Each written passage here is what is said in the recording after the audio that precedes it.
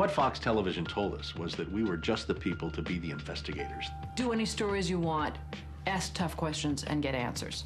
So we thought, this is great. This is a dream job. Fantastic. The very first thing they had us do was not to research stories, but to shoot this promo, which was The Investigators. Uncovering the truth, getting results, protecting you. And they had a film crew and a smoke machine, and we were silhouetted. Investigative reporter Steve. One of the first stories that Jane came up with was the revelation that most of the milk in the state of Florida and throughout much of the country was adulterated with the effects of bovine growth hormone.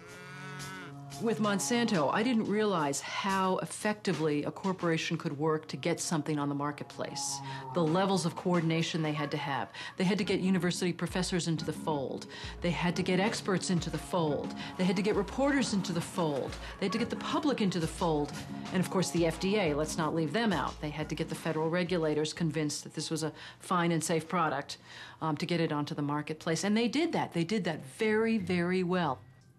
Posilac is the single most tested new product in history and is now available to you specifically so you can increase your profit potential.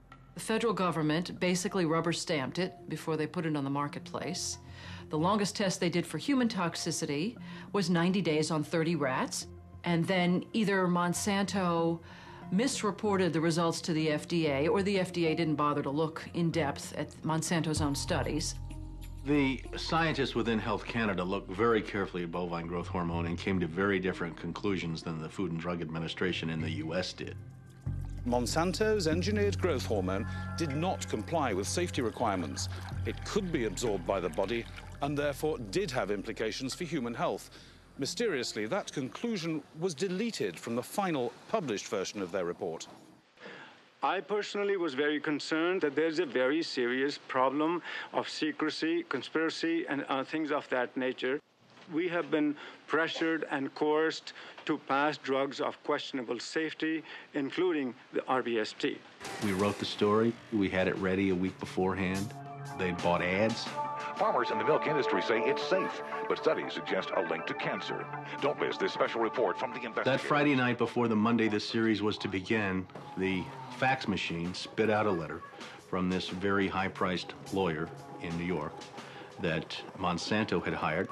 It contained a lot of things that were just off-the-wall false, just demonstrably false.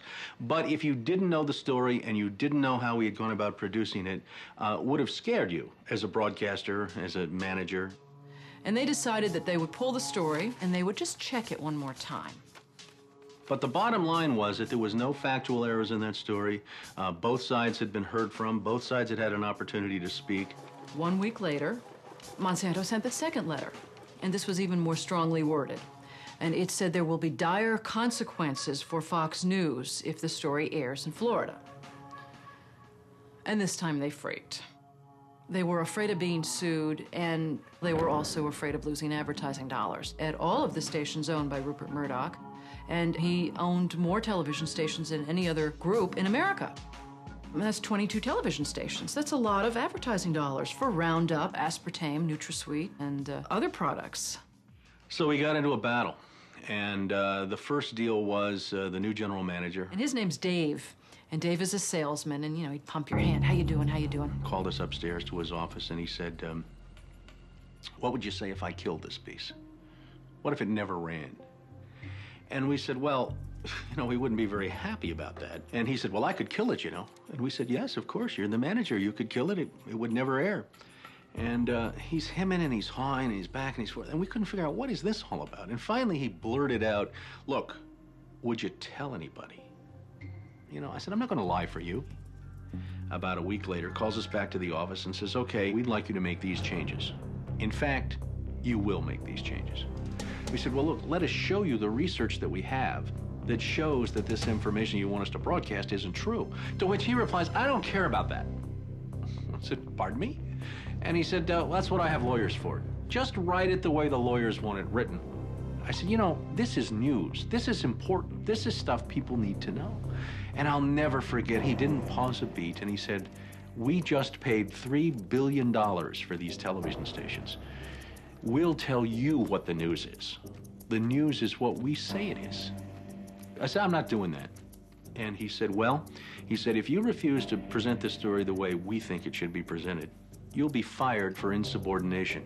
I said, I will go to the Federal Communications Commission and I will report that I was fired from my job by you, the licensee of these public airwaves, because I refused to lie to people on the air.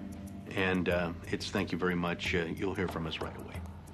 Well, 24 hours came and went and we didn't hear a thing. And about a week later, he calls us back, and now we've changed strategies. How about if we pay you some money and you just go away? And I said, how much money? Because, you know, when somebody offers to bribe you like that, I always want to know if it might be worth it. He was going to offer us the rest of our year's salary if we agreed not to talk about what Monsanto had done, to not talk about the Fox corporate response in suppressing the story, and to not talk about the story. Not talk about BGH, again, anywhere. Not take the story to another news organization. Just zip up. I said, you mean if I want to go to my daughter's PTA meetings and explain what's in the school milk at the school lunch program? I can't, no. You can never speak about this anywhere. And Steve says, okay, write it up. And I'm like, write it up? What are you talking about? Write it up. And I didn't say anything. And Dave, he wrote it up. And he FedExed it to us a couple days later. And he said, are you going to sign? And we said, nah, Dave, we're not going to sign that.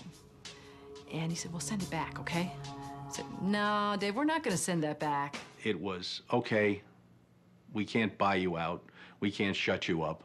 Let's get the story on the air in a way that we can all agree it will go on the air. And we started rewriting and editing with their lawyers. Well, during this 8-month re-review process, I say, jokingly, they did things like, for example, they wanted to take out the word cancer. You don't have to identify what the potential problem is. Just say human health implications. Any criticism of Monsanto or its product, they either removed it or minimized it. And it was very, very clear, I would say, almost every edit they made to the piece, that was the aim. And we changed this and this and this, and then that wasn't good enough. Okay, now change this and this and this. Now change this and this. Version after version after version, 83 times.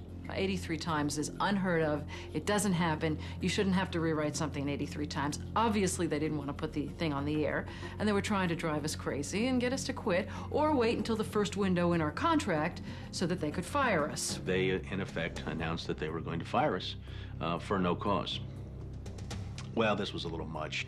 And Steve wrote a letter to the lawyer in Atlanta, whose name is Carolyn Forrest, the Fox corporate lawyer. And I said, you know, this isn't about being fired for no cause. You're firing us because we refused to put on the air something that we knew and demonstrated to be false and misleading. That's what this is about. And because we put up a fight, because we stood up to this big corporation, and we stood up to your editors, and we stood up to your lawyers, and we said to you, look, there ought to be a principle higher than just making money. And she wrote a letter back and said, you're right. That's exactly what it was. You stood up to us on this story, and that's why we're letting you go. Big mistake. Big mistake. That says retaliation.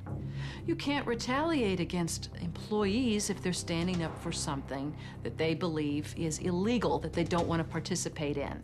So that gave us the whistleblower status that we needed in the state of Florida to file a whistleblower claim against our employer. And as far as our 2 or 3 years later, we got to trial.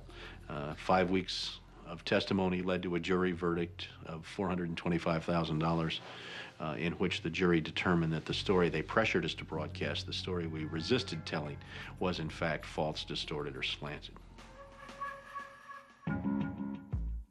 Fox News appealed the verdict. 5 major news media corporations filed briefs with the court in support of Fox's appeal.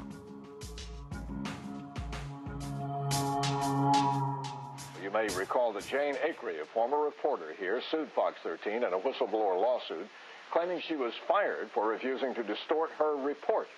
The appeals court today threw that case out, saying Ms. Acree had no whistleblower claim against the station based on news distortion. Fox 13 Vice President and General Manager Bob Linger says the station has been completely vindicated by the ruling. What Fox neglected to report is this. Jane sued Fox under Florida's whistleblower statute, which protects those who try to prevent others from breaking the law. But her appeal court judges found that falsifying news isn't actually against the law.